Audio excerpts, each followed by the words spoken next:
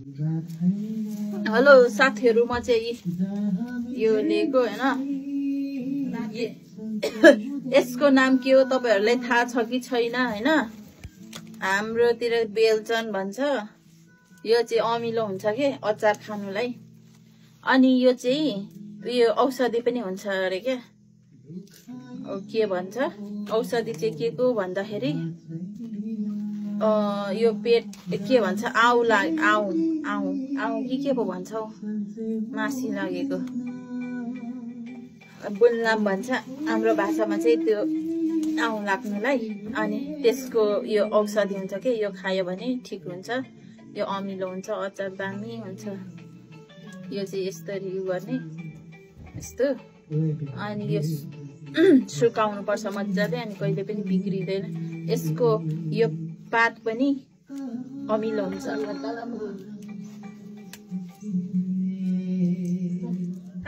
अमिलो अचार खानुलाई साथीहरु। ओसो नुंदी mang mami राते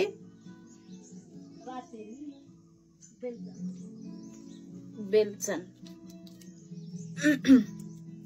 राते भन्छ रे साथीहरु यसलाई।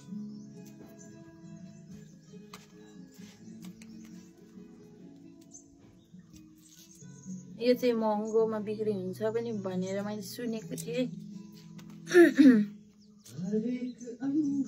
असो उलुवा छोपा छ नयाँ जामा बारी भरि भेट्न जाएको।